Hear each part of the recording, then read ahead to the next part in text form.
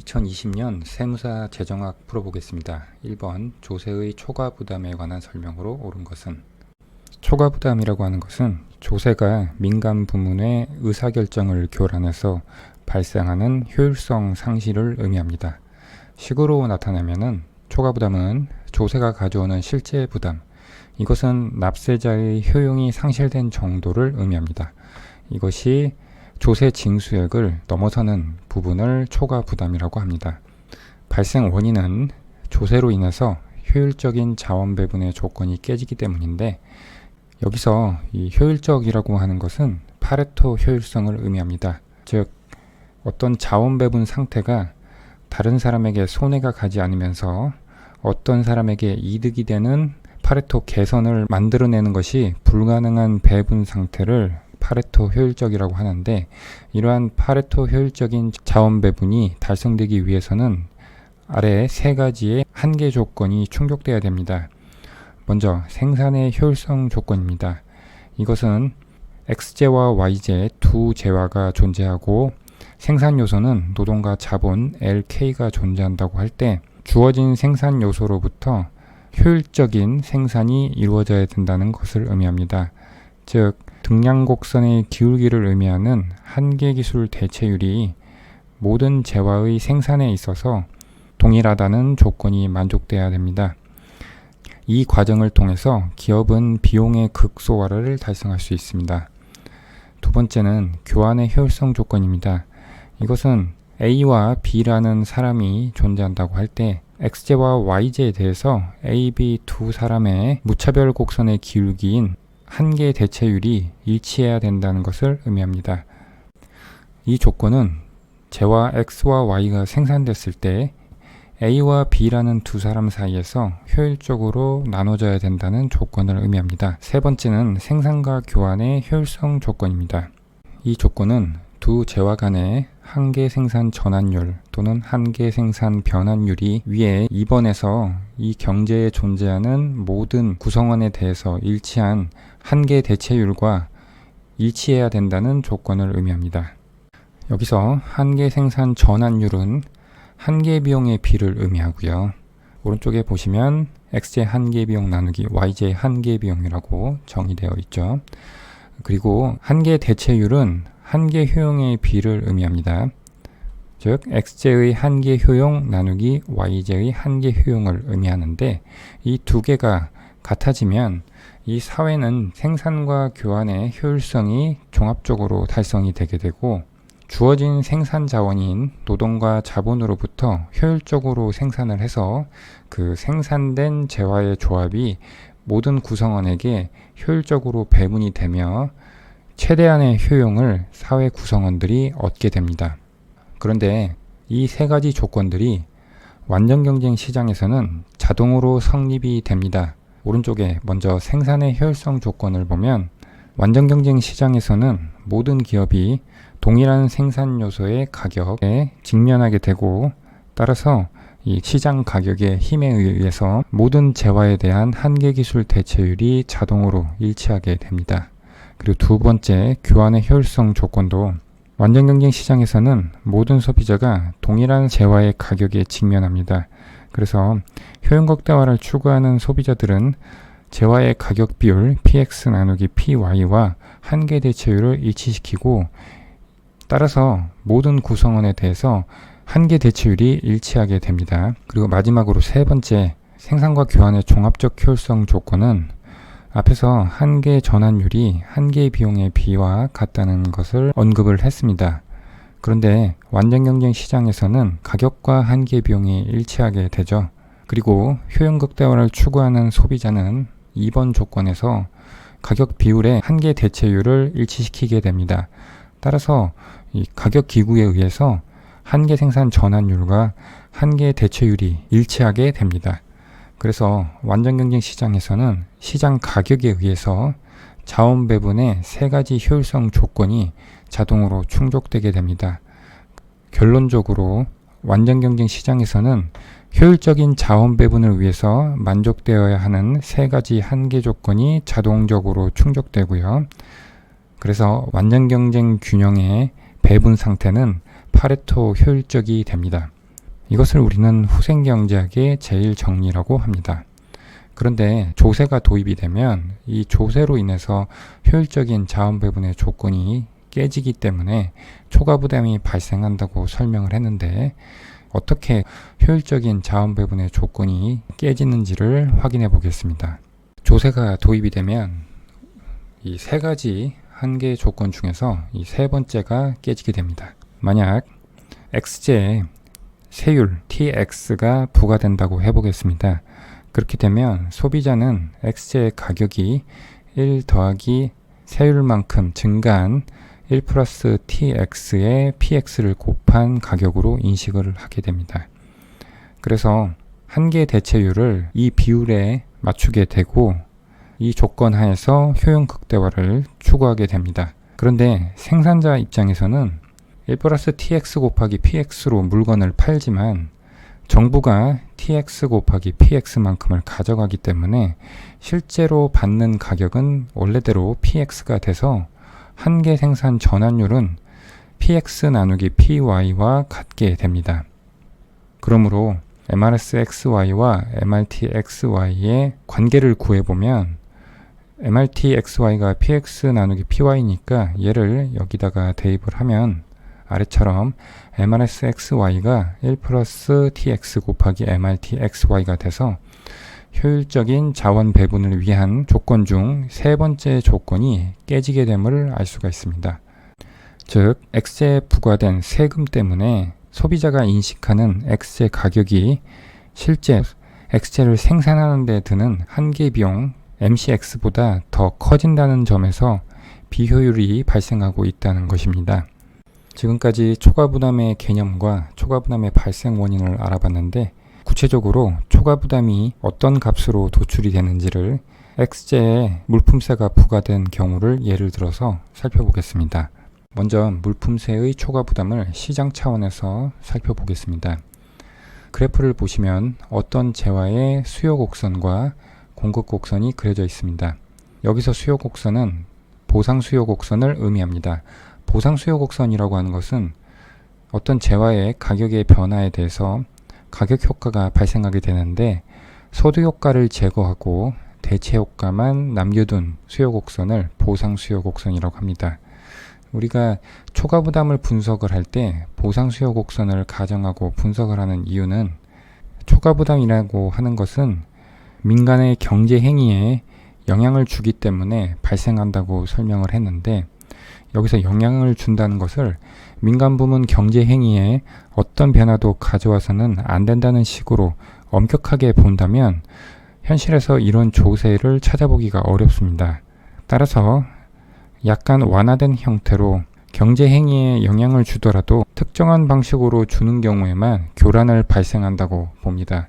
즉, 대체 효과에 의해서 민간 부문의 경제 행위가 변화할 때 교란이라고 보고, 소득 효과에 의한 것은 교란이라고 보지 않게 됩니다.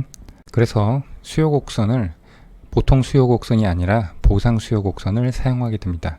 만약에 공급 곡선 같은 경우에도 여기처럼 초과 부담 분석의 편의를 위해서 수평으로 가정한 이러한 공급 곡선이 아니라 우상향하는 일반적인 공급 곡선이라면 거기서도 보통 공급 곡선이 아니라 보상 공급 곡선을 사용해야 됩니다. 그래야 대체 효과에 의해서 일어나는 교란을 정확하게 분석할 수 있기 때문입니다.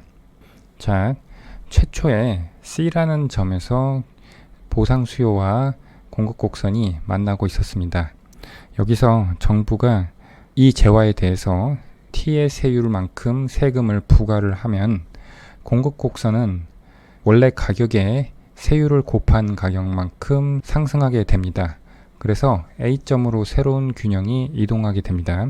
이 A점은 최초의 C점보다 가격은 P0에서 PT로 상승했고 소비량은 Q0에서 QT로 감소한 점이 됩니다.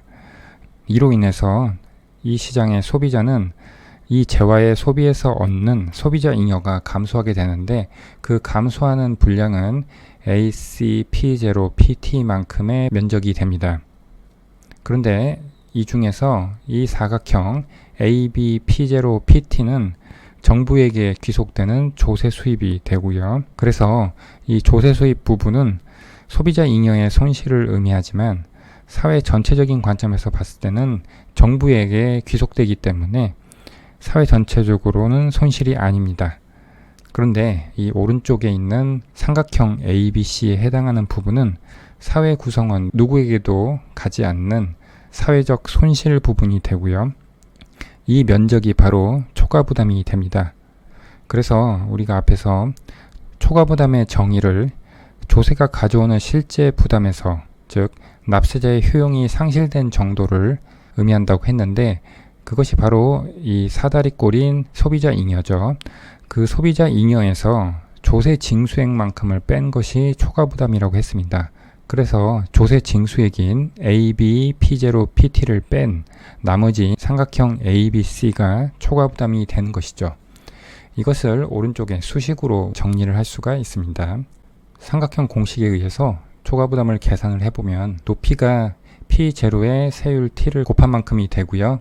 거기에 밑변이 감소한 소비량인 델타 Q가 됩니다. 즉 Q0와 QT의 요 길이가 되겠죠. 그런데 여기서 이 델타 Q는 마이너스 값이기 때문에 전체적으로 양수를 만들어주기 위해서 앞에 마이너스를 붙였습니다. 이것은 아래와 같이 변형할 수가 있습니다. 델타 P와 Q0를 분모와 분자에 곱해주면 이와 같이 정리가 되고요. 그러면 이 괄호 안의 식을 보면 보상 수요의 가격 탄력성이 됩니다. 그래서 엡실론 P라고 나타냈고요. 그 다음 이 델타 P라고 하는 것은 가격의 변화분을 의미하죠. 이것은 결국 이 길이를 의미하는데 P0에 T를 곱한 값이 됩니다. 그래서 델타 P는 T 곱하기 P0가 되고요. 그렇게 변형을 해주면 Q0 곱하기 델타 P는 Q0 곱하기 T 곱하기 P0가 되고, 거기서 P0와 Q0를 묶으면 S라고 표현을 할 텐데, 이것은 세금 부과 전의 거래액을 의미합니다. 그래프에서 보면 여기가 Q0고 여기가 P0죠. 즉 P0C Q0 0의 면적의 넓이가 S가 됩니다. 그렇게 되면 남는 것이 T가 남으니까 T는 앞에 있는 이 T와 곱해져서 T 제곱으로 바뀌게 되고요. 그래서 초과부담은 2분의 1 T 제곱 곱하기 엡실론 P 곱하기 S가 됩니다. 초과부담은 어떤 요인에 의해서 결정이 되는지를 이렇게 식으로 표현이 되겠습니다. 하나씩 결정 요인을 살펴보면 먼저 앞에 세율이 있죠. 초과부담은 세율의 제곱에 비례합니다. 그리고 보상 수요의 가격 탄력성이 있고요.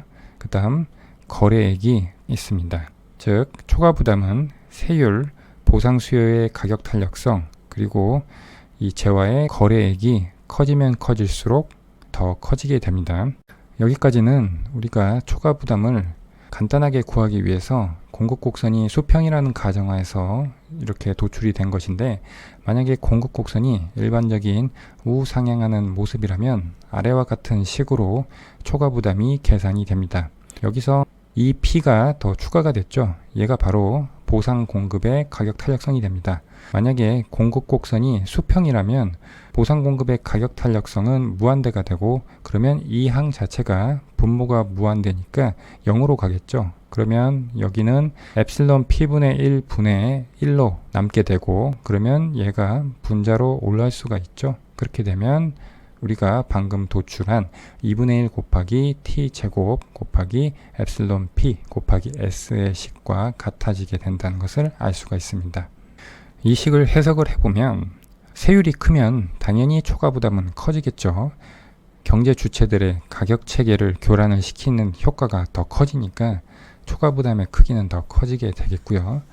그 다음 가격 탄력성 부분인데, 이 가격 탄력성이 클수록 가격의 작은 변화에도 수요량이 민감하게 변하겠죠. 만약에 공급의 가격 탄력성도 있었다면 얘도 이 값이 크다면 가격 변화에 의해서 보상 공급량도 크게 변하게 되니까 초과부담의 크기는 더 커지게 되는 것이죠. 그리고 원래 세금 부과 전에 거래액이 크다면 세금 부과에 의해서 수요량 또는 공급량이 변화할 때 일정한 비율로 변화를 하더라도 원래 세전 거래액이 크다면 초과부담 크기는 더 커지게 되겠죠. 지금까지는 시장 차원에서 물품세 초과부담을 살펴봤고요. 지금은 개인 차원에서 초과부담이 어떻게 발생하는지를 살펴보겠습니다. 주어진 소득으로 X재와 Y재 두 재화를 구입하는 어떤 소비자가 있다고 할 때 최초 균형은 예산제약선 AB 선상에서 I0의 효용을 얻고 있는 초기 균형점 E0에서 출발을 해보겠습니다. 이 상태에서 X재에 대해서 정부가 물품세를 부과를 하면 X의 가격이 상승하게 되고 따라서 예산제약선이 A점을 축으로 해서 시계 방향으로 회전하게 됩니다. 그래서 새로운 예산제약선은 AC가 되고요. 역시 이 새로운 예산제약선에 이 소비자의 무차별 곡선이 접하게 되는 이 두 점이 새로운 균형이 됩니다.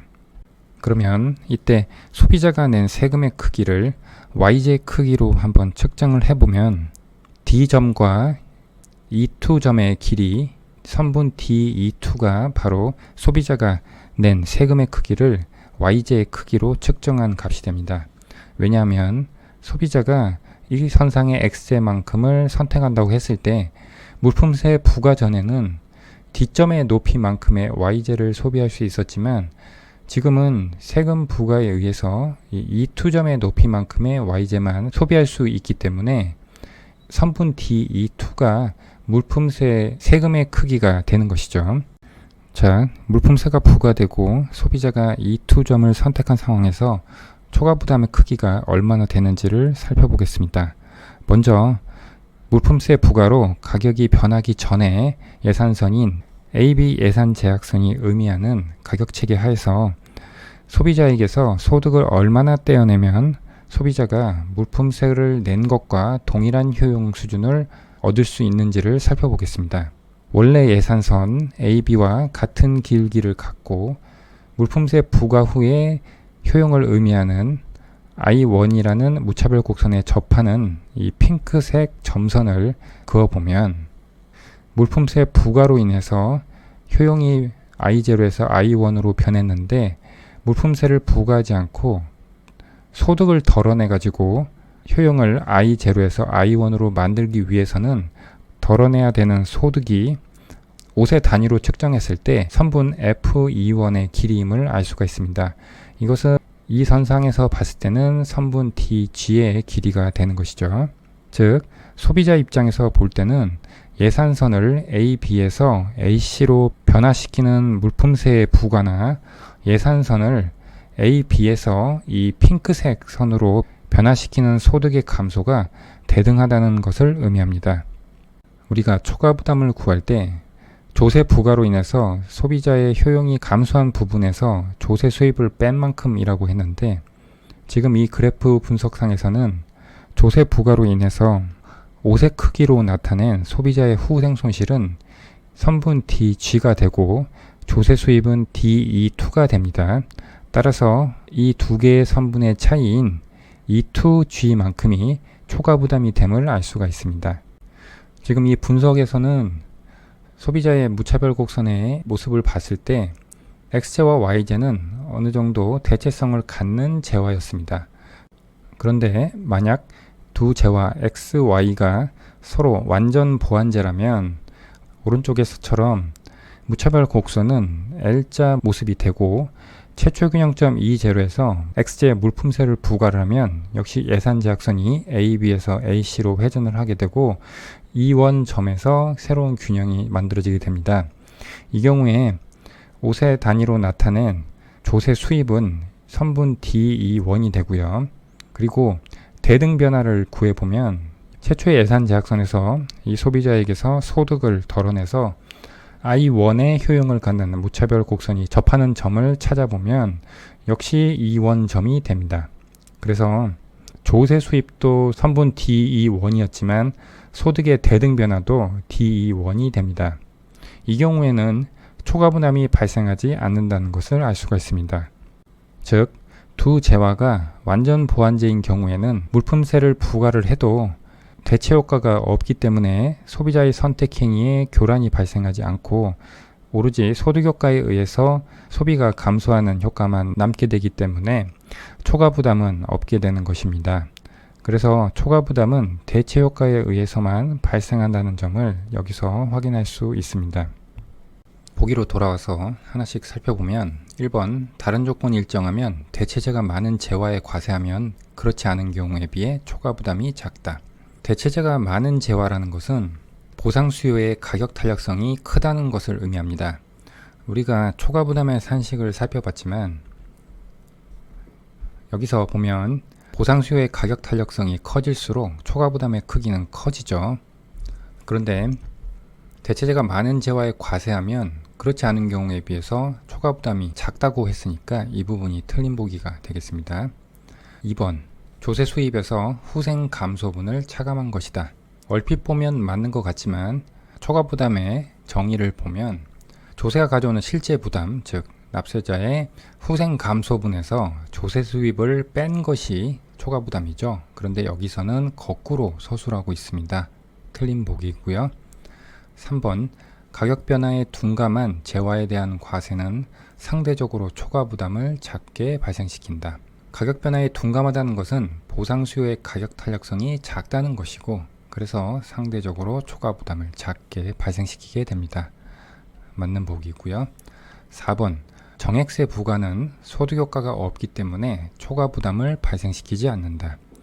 정액세라고 하는 것은 중립세 일종으로 상대 가격 비율의 교란을 일으키지 않는 조세를 의미합니다. 그렇기 때문에 대체 효과는 발생시키지 않고 소득 효과만 발생시키게 되는데 여기서는 소득 효과가 없기 때문에 초과 부담을 발생시키지 않는다고 해서 이 부분이 틀렸죠. 대체 효과가 없기 때문에 초과 부담을 발생시키지 않는다가 맞는 보기가 되겠습니다. 5번 두 재화가 완전 보완제인 경우 그중 한 재화에 대한 과세는 초과 부담을 발생시킨다. 두 재화가 완전 보완제인 경우에 무차별 곡선은 L자의 모양이 되고 그 경우에는 물품세가 부과되더라도 대체 효과가 발생하지 않기 때문에 초과 부담은 발생하지 않는다는 것을 우리가 그래프로 살펴봤죠. 그런데 초과 부담을 발생시킨다고 되어 있으니까 틀린 보기가 되겠고요. 따라서 이 문제는 3번이 답이 되겠습니다.